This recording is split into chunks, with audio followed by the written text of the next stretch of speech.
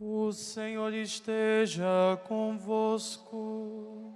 Ele está no meio de nós. Proclamação do Evangelho de Jesus Cristo, segundo São Lucas. Glória a vós, Senhor. Naquele tempo, Jesus tinha entrado em Jericó e estava atravessando a cidade. Havia ali um homem chamado Zaqueu, que era chefe dos cobradores de impostos e muito rico. Zaqueu procurava ver quem era Jesus, mas não conseguia por causa da multidão, pois era muito baixo. Então ele correu à frente e subiu numa figueira para ver Jesus, que devia passar por ali. Quando Jesus chegou ao lugar, olhou para cima e disse: Zaqueu, desce depressa, hoje eu devo ficar na tua casa. Ele desceu depressa e recebeu Jesus com alegria. Ao ver isso, todos começaram a murmurar, dizendo: ele foi hospedar-se na casa de um pecador. Zaqueu ficou de pé e disse ao Senhor: Senhor, eu dou a metade dos meus bens aos pobres, e se defraudei alguém, vou devolver 4 vezes mais.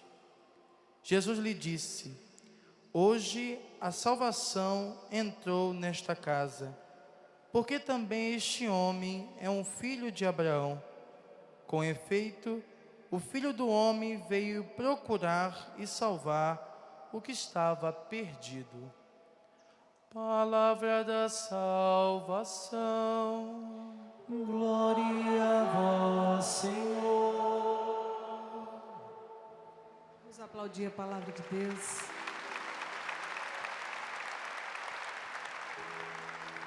Nos assentando, vamos cantar. Ao vencedor, dar-lhe-ei o direito de sentar-se comigo no meu trono.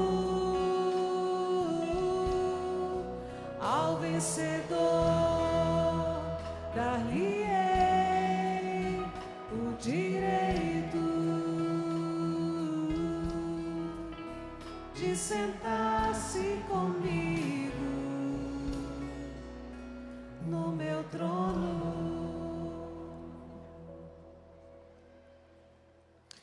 Amados irmãos, estamos lendo durante a semana o livro do Apocalipse.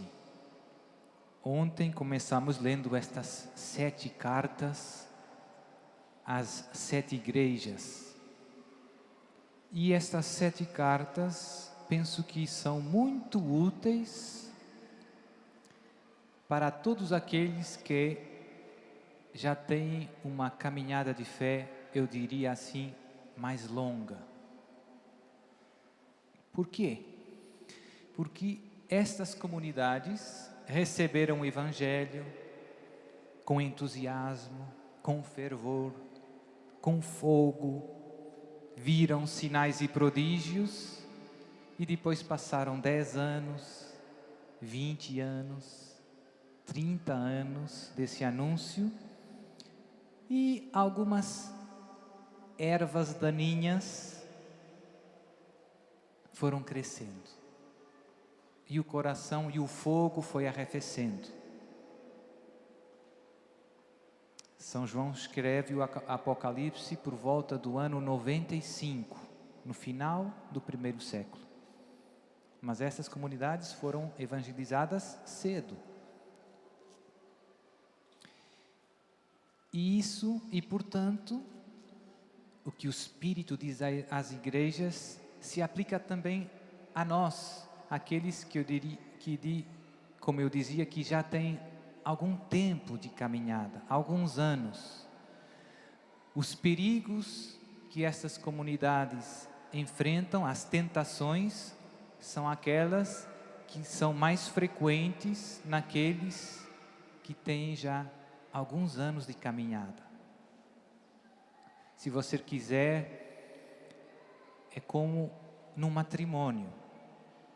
Tem o namoro, tem o casamento, tem a festa, tem a lua de mel, e depois tem os primeiros anos, as alegrias dos primeiros filhos, e depois vão passando mais anos e mais anos, e muita coisa pode acontecer depois. E surgem várias tentações.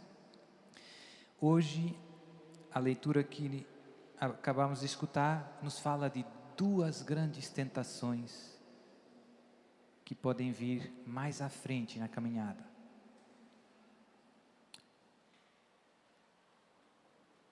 A igreja escreve ao anjo da igreja que está em Sardes: tens fama de estar vivo, mas estás morto. Parece que você está vivo, fervoroso na fé, mas em realidade estás morto. Em Portugal diz: quem vê caras, não vê corações. Deus vê o seu coração. É o risco da vida dupla, da hipocrisia, do teatro, que pode entrar na nossa vida cristã. Jesus, uma das coisas que mais detesta é a vida dupla. Jesus criticou duramente, por exemplo, os fariseus. Sepulcros caiados de branco. Fazem longas orações, gostam de ser vistos, saudados, mas o seu interior está cheio de pecado. Ficou bem bom esse aí. É isso mesmo. É por fora bonito, por dentro, pecado. Não há sintonia entre o que você aparenta e o que você é. Jesus dizia: este povo me honra com a boca, mas o seu coração está longe de mim. Isso pode acontecer a todos nós. O fogo se vai apagando e você começa vivendo uma vida dupla. Pode acontecer com os padres, com os consagrados, com os grupos de oração, com tanta... E sempre temos que vigiar e buscar a transparência, a unidade de vida, a humildade, que Jesus tanto ama. Quando vem Filipe chamar Natanael, Jesus diz: eis um verdadeiro israelita em quem não há fingimento, em quem não há teatro, em quem não há hipocrisia, duplicidade. Aquilo que se vê é aquilo que está no coração dele. Sinceridade de vida, transparência de vida, como as crianças. E a palavra que o convite que Deus faz a essa igreja é: lembra-te de aquilo que aprendeste e vive, observa-o, converte-te.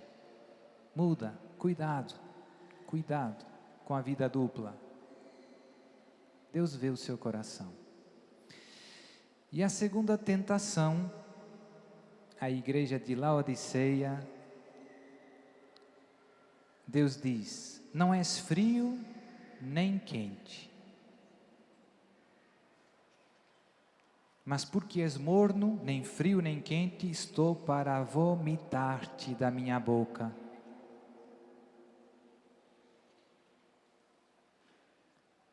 Tibieza é a tentação. Tibieza, ser uma pessoa morna, tíbia, nem frio, nem quente. É um pecado contra o amor a Deus e ao próximo, porque o amor é quente, é fervoroso, o amor se dá. O tíbio é a pessoa que começa fazendo compromissos e busca seguir a Cristo, mas sem perder as suas comodidades, sem se meter, sem grandes sacrifícios, sem grandes renúncias, se deixa condicionar por os respeitos humanos, não quero zangar-me com os meus colegas de trabalho, o que vão pensar os outros. Você vai lá numa reunião de trabalho, chega o almoço e já não reza, porque tem vergonha. O que vai pensar o meu patrão? Tíbio. Você é de Jesus? Só aqui dentro do centro de evangelização? Ou é 24 horas por dia? 24. Então, quando você vai com os seus filhos lá no McDonald's, você pega o Big Mac, se levanta, abre os braços e faz a sua oração. Não se envergonhe da sua fé. Não se envergonhe. Então a tibieza é uma tentação. Com o tempo, a gente tende a cansar-se, né?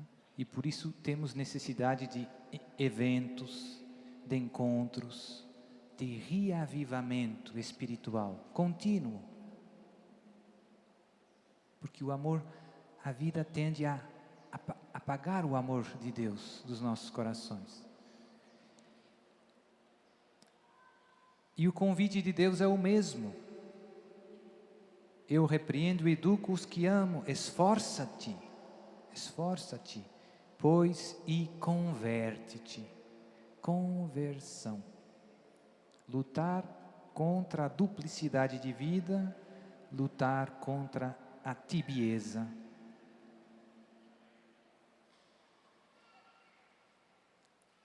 Avivar continuamente em nossos corações o amor a Deus e aos outros. E o amor por natureza a Deus é um amor exigente. Amar a Deus com todo o coração, acima de todas as coisas. Sem vergonha, aquele que se declarará por mim diante dos homens, também eu me declararei por ele diante de meu Pai que está nos céus. Sem medo, sem deixar entrar a tibieza, a mediocridade. Tá bom assim, não exagere, padre. Tem gente que pensa que é sempre demais, né? O amor a Deus não tem limite. Nunca vai chegar o dia em que você vai dizer: estou amando Deus demais. É impossível. Porque por mais que você ame a Deus, Deus ainda merece mais amor.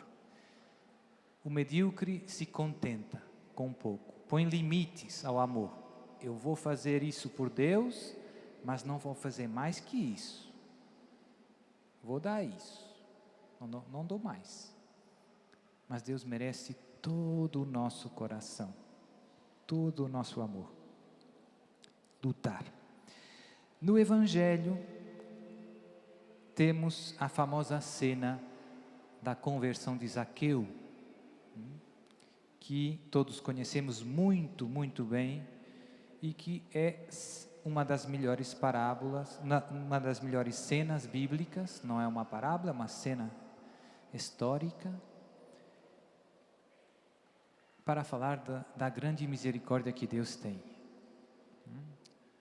A passagem termina: o Filho do Homem veio procurar e salvar o que estava perdido. Isso é o que significa misericórdia. Deus vem procurar, salvar o que estava perdido. E tem várias coisas muito bonitas deste encontro de Jesus com Zaqueu. Zaqueu tinha má fama, publicano, era olhado assim de lado, mas era má fama mesmo. Imagine que Jesus vem e vai almoçar na casa de um traficante de droga.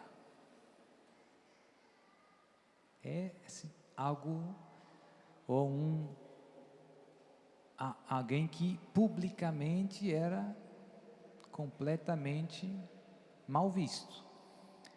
Por que os publicanos tinham má fama?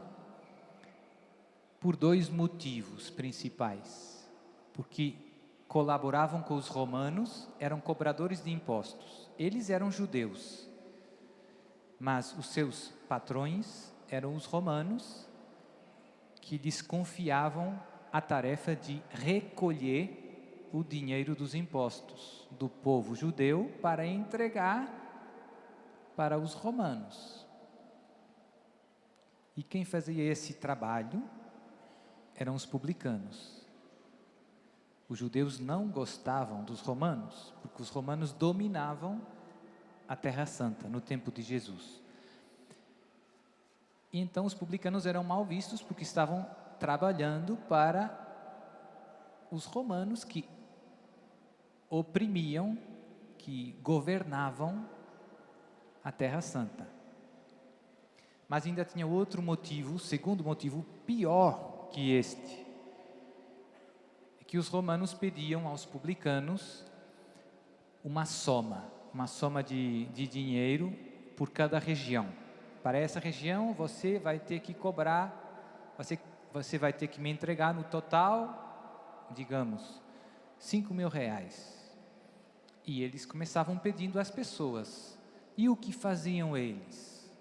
Os publicanos pediam mais do que deviam entregar para os romanos. E o que sobrava? No bolso. Se aproveitavam da sua função para se enriquecerem.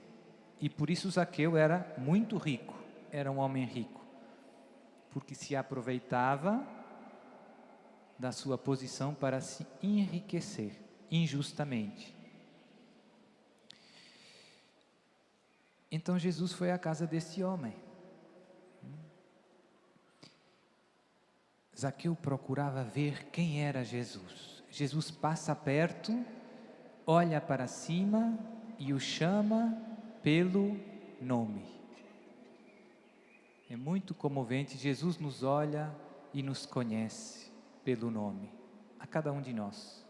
Zaqueu não disse nada. Jesus nunca tinha visto Zaqueu antes. Jesus olha para ele e o chama pelo nome. E nos chama pelo nome. Conhece tudo da nossa vida. Conhecia o coração de Zaqueu, que no fundo estava inquieto, não tinha paz, procurava ver Jesus. E Jesus viu aquela abertura do seu coração e disse: Zaqueu, eu hoje vou na tua casa. Desceu com alegria, desceu depressa, recebeu Jesus. E experimentar aquele gesto de amor de Jesus tocou tanto o coração de Zaqueu que ele não só recebeu Jesus com alegria, mas se arrependeu da vida que estava levando. Senhor, eu dou metade dos meus bens aos pobres, e se defraudei alguém, como eu dizia antes, vou devolver 4 vezes mais.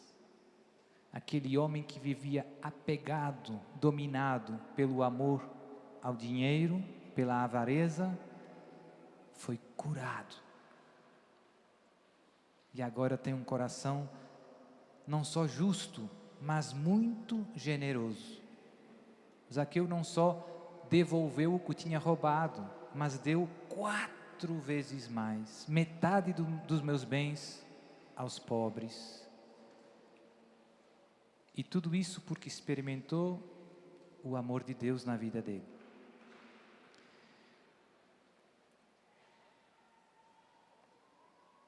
Aqui também é um caso em que podíamos dizer: quem vê caras não vê corações. Zaqueu tinha má vida, mas o seu coração se abriu à graça.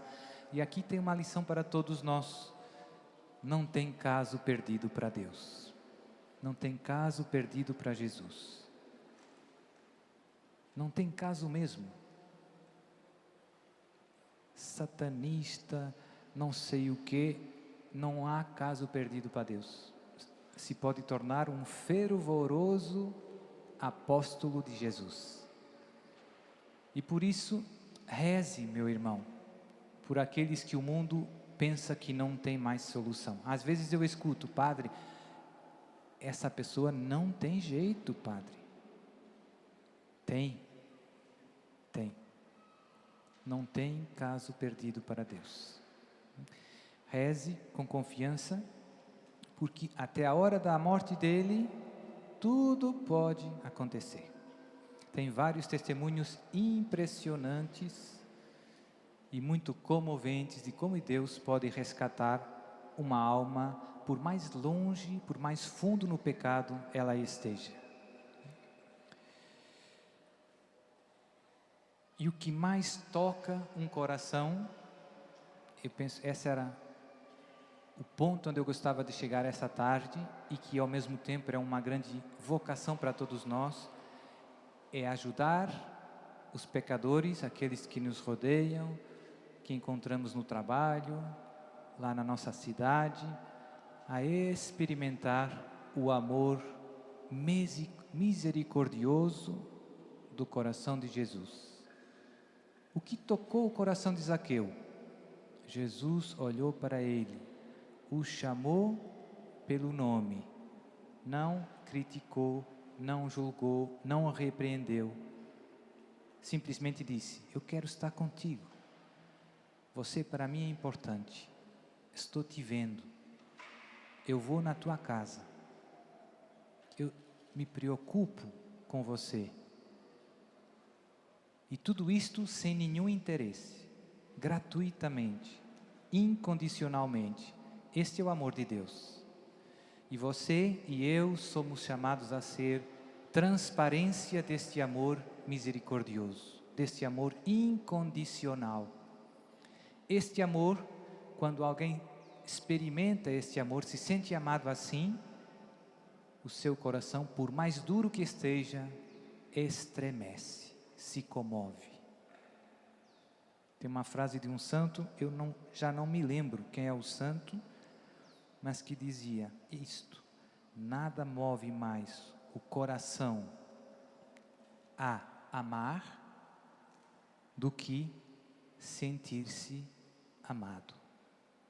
Foi isso que aconteceu com Zaqueu. É isso que Deus quer fazer através de nós. Deus quer que através de você, o seu amor toque muitos corações que Deus colocou na sua vida. Seja este instrumento do amor misericordioso do nosso Deus. Amém.